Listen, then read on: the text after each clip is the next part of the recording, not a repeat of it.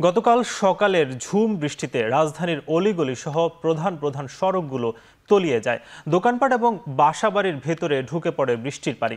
এতে চরম দুর্ভোগে পড়েন নগরবাসী। আজকেও কোথাও কোথাও জলাবদ্ধতা রয়েছে। সে বিষয়ে জানতে বুয়েটে আছেন সহকর্মী মাঝহার ইমন। চলে যাচ্ছি তার কাছে।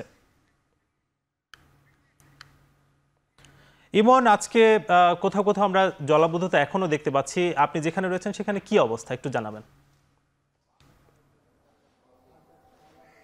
সাকিব, আমি এই মুহূর্তে বুয়েট এলাকাতে রয়েছি। ক্যাম্পাসটির আশপাশে আমরা দেখতে পেয়েছি যে পানি রয়েছে। এই মুহূর্তে যদি আমি বলতে চাই, আমি একটি স্থানে রয়েছি, এখানে বুয়েটে যারা কর্মচারী রয়েছেন তাদের কোয়ার্টারে রয়েছে। এখানের অবস্থা একেবারে ভয়াবহ। গতকালকে যে সকালে বৃষ্টিপাত হয় সেই বৃষ্টিপাতের পানি এখনো জমে রয়েছে। আমরা দেখতে পেয়েছি যে বাসাবাড়ির ভেতরে পর্যন্ত চলে গিয়েছে। তারা চেষ্টা করছেন মোটরের মাধ্যমে তাদের বাসাবাড়ির ভেতরে যে সমস্ত পানি চলে গেছে সেগুলো তারা সেচের ব্যবস্থা করছেন। তবে পুরো চিত্র এখনো বলা যায় যে কোনো রকমের নিয়ন্ত্রণ নেই। পানির যে নিয়ন্ত্রণের কথা যদি বলতে চাই, সবাই চেষ্টা করছেন যে তাদের যে সমস্ত মালামাল ক্ষতি হয়ে গিয়েছে গতকালকে সেই বৃষ্টির যাতে তাদের মালামালগুলো যাতে ঠিকঠাক করতে পারে। এবং পানির নামার যে অবস্থা, এখানে আমরা কথা বলেছিলাম যারা রয়েছে এই বুয়েটের, যারা বসবাস করে, যারা কর্মচারী রয়েছে, তাদের সাথে কথা বললে জানতে পেরেছি যে গতকালকের বৃষ্টিপাতের যেই পানি, সেই পানি এখন পর্যন্ত সেইভাবে কোনোভাবেই কমছে না আর কি। আর যেহেতু ঘরের ভেতরে পর্যন্ত পানি চলে গিয়েছে, নিচতলার যে সমস্ত বাসাবাড়িগুলো রয়েছে প্রায় 350-র উপরে এই বুয়েট ক্যাম্পাসের এইখানে কর্মকর্তারা রয়েছেন, তাদের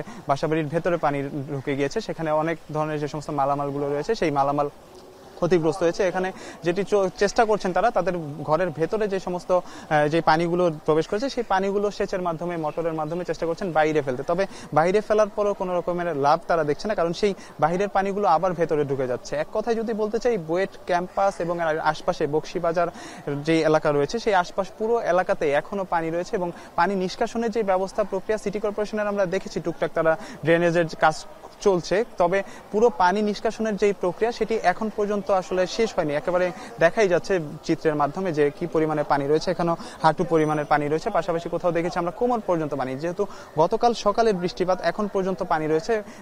যারা বসবাসকারী রয়েছে তাদের মধ্যে আমরা দেখতে পেয়েছি এক ধরনের ক্ষোভ, এবং যারা সংশ্লিষ্ট কর্তৃপক্ষ রয়েছে তারা যাতে খুব দ্রুততার সাথে যাতে এই সমস্ত পানি যাতে নিষ্কাশনের ব্যবস্থা করে সেটিও তারা দাবি জানিয়েছে। পাশাপাশি এখানে যেহেতু ছাত্রাবাস রয়েছে বুয়েটের, সেই ছাত্রাবাসের শিক্ষার্থীদের সাথে আমরা কথা বলছি, তারাও এক প্রকারের বিপাকে পড়েছে। তাদের লেখাপড়ার যে বিষয়টি রয়েছে, ক্লাস করার যে বিষয়টি রয়েছে, সেটিতে তারা বিপাকে পড়েছে।